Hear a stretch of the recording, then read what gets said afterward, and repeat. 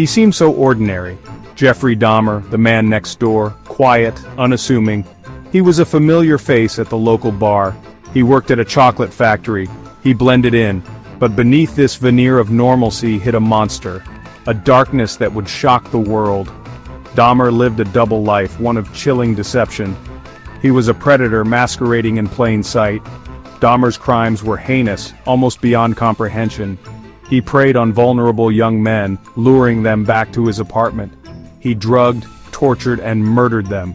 His methods were brutal, fueled by a perverse fascination with death and dismemberment. Yet, for over a decade, Dahmer remained undetected. He navigated the world with chilling ease, hiding his true nature from everyone. How did he manage it? How did this monster maintain this facade of normality? The answer lies in a complex web of manipulation, societal blindness, and missed opportunities. This is the story of Jeffrey Dahmer, the man who fooled the world. It's a chilling reminder that evil can lurk in the most unexpected places.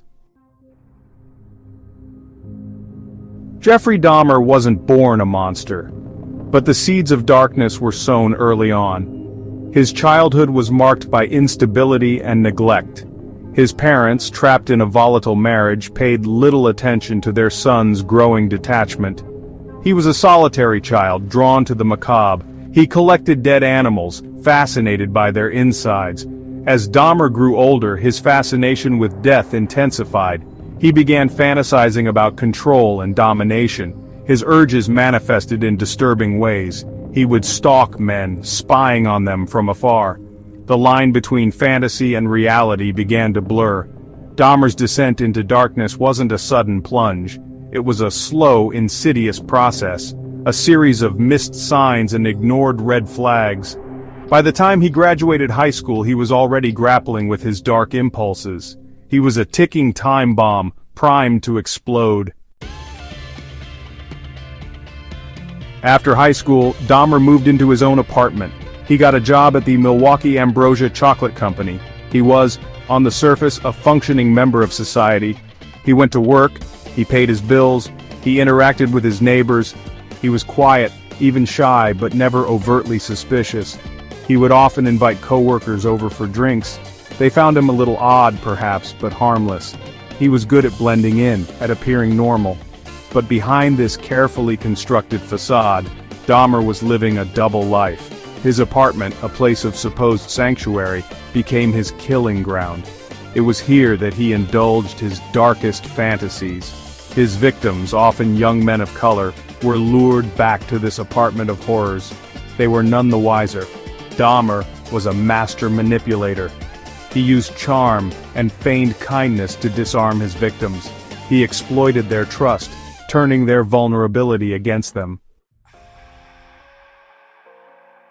Dahmer possessed a chilling ability to compartmentalize. He could separate his dark desires from his everyday life. He could go from dismembering a body to serving ice cream to a neighbor's child without missing a beat. He was a master of deception, able to convince others that he was someone he wasn't. Part of Dahmer's success in evading detection stemmed from societal biases. He operated in a time when homophobia was rampant. His victims, often marginalized and ignored, were easy targets. Their disappearances rarely made headlines. Their families' pleas for help were often ignored. Dahmer was also aided by a system that failed to connect the dots. There were missed opportunities, warning signs that were overlooked or ignored. Police officers responded to his apartment on multiple occasions, but each time, they were swayed by his calm demeanor and plausible explanations. Section 5. The Boy Who Almost Got Away. One of the most disturbing incidents that exposed the cracks in the system was the case of Conorak's synthesom phone. In 1991, a barely conscious synthesom phone, just 14 years old, was found wandering the streets near Dahmer's apartment. He was naked, bruised, and bleeding. Two young women, alerted by the boy's distress, called the police. They pleaded with the officers to help him. Dahmer, arriving at the scene, calmly explained that synthesom phone was his 19-year-old lover who had too much to drink. The officers, despite the protests of the witnesses, believed Dahmer. They escorted Synthesomphone back to Dahmer's apartment. That night, the police officers had a chance to stop Dahmer.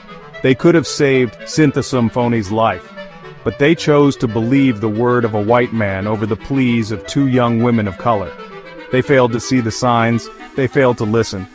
And because of their negligence, Synthesomphone became another victim. Section 6. A mother's intuition ignored. Synthesophone's disappearance weighed heavily on the minds of the women who had tried to help him.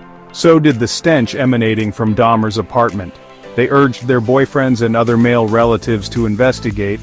One of the women was Glenda Cleveland, who lived near Dahmer. She had called the police numerous times with concerns about Dahmer.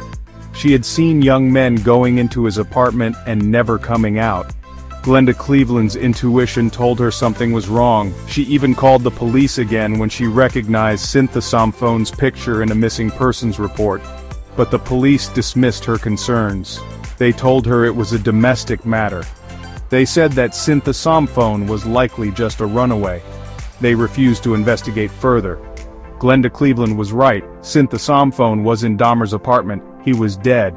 The police had a chance to save him. But they didn't listen. They didn't care.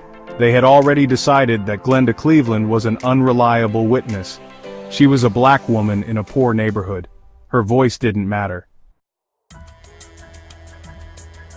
Section 7. The stench of death unnoticed. Dahmer's apartment was a charnel house. The smell of decay was overpowering. Neighbors complained, but Dahmer always had an excuse. He blamed it on spoiled food, on a broken freezer, on his exotic pets. And people believed him. They didn't want to know the truth. It was easier to ignore the signs, to pretend that everything was normal. The truth was far more horrifying. Dahmer's apartment was littered with the remains of his victims. Body parts were stuffed in his refrigerator, skulls lined his shelves. He even experimented with preserving body parts, attempting to create his own macabre museum of horrors.